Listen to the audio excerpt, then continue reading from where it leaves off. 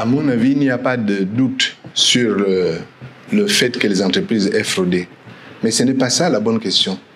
La bonne question, c'est que pour que les entreprises aient fraudé, c'est-à-dire qu'elles soient en possession de créances sur l'État qui ont été validées par les services administratifs, il faut qu'on pose la question de la responsabilité des services administratifs qui ont validé. Parce qu'une entreprise se prévaut d'une créance, elle dit « j'ai fait tel travail pour l'État » et un certain nombre de services sont chargés de valider ces prétentions-là, de confirmer que les travaux ont été faits. Qui a confirmé les créances? Qui a confirmé les factures que les entreprises ont présentées? Jusqu'à présent, on entend parler des entreprises, oui, certainement qu'elles ont fraudé, puisqu'on le dit, mais que dit-on des agents qui ont validé les créances? Et là, je voudrais être un peu clair. Il ne s'agit pas seulement de jeter en pâture la tête de telle administration. Je crois que ce sont des services entiers qu'il faut nettoyer. Parce que la corruption et les opérations frauduleuses ont forcément impliqué un grand nombre de personnes qui ont participé à la préparation de ces dossiers.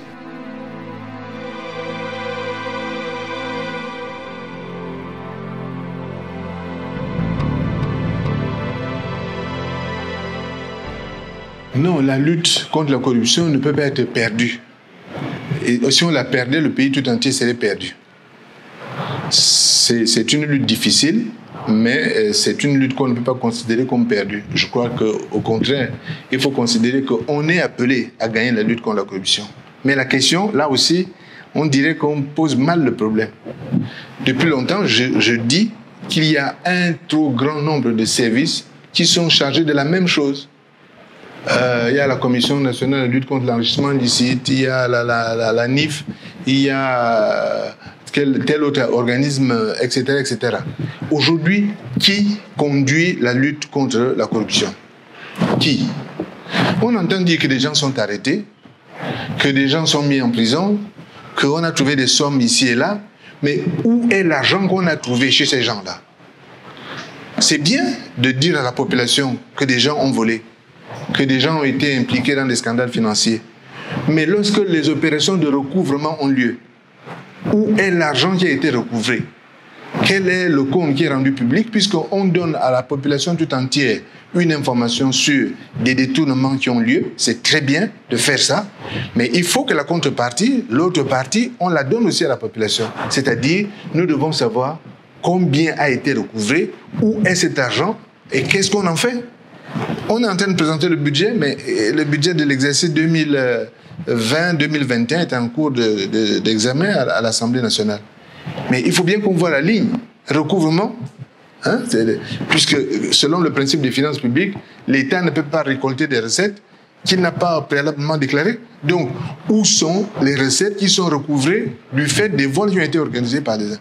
C'est ça qui peut donner de la vigueur à la lutte contre la corruption.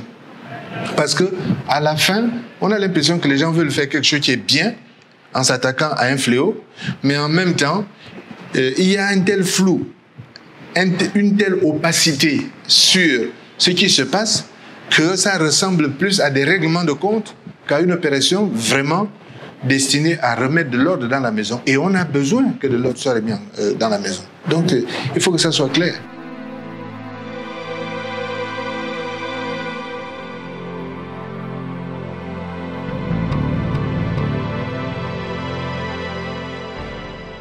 J'ai été Premier ministre et ce n'est pas un secret pour qui que ce soit que l'ANGT et moi, nous avons entretenu des rapports orageux. Et beaucoup de gens se sont servis de ça pour expliquer qu'en tant que Premier ministre, j'en voulais au cabinet du président, au président lui-même, etc., etc. Or, j'ai dénoncé depuis le début les agissements des agences qui prenaient une autonomie financière considérable, qui, au lieu d'être des agents d'exécution du gouvernement, s'étaient commués en agents de conception, puis d'exécution et aussi de contrôle. Donc elles étaient juges et parties, sans être responsables devant aucune entité, ni devant l'Assemblée, ni devant le Sénat. Elles étaient responsables devant personne. Et on n'a jamais vu une commission, un rapport d'expertise donnant le blanc-seing, par exemple, par des commissaires aux comptes, sur la façon dont les agences en question ont géré les ressources qu'elles ont eues.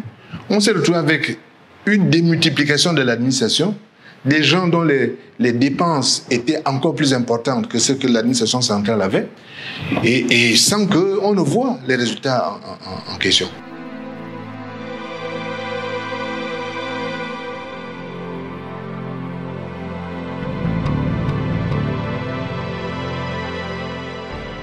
Au début, j'ai été une des toutes premières personnes à intervenir sur le Covid-19 pour soutenir et encourager le confinement, soutenir et encourager le port des masques, etc., etc.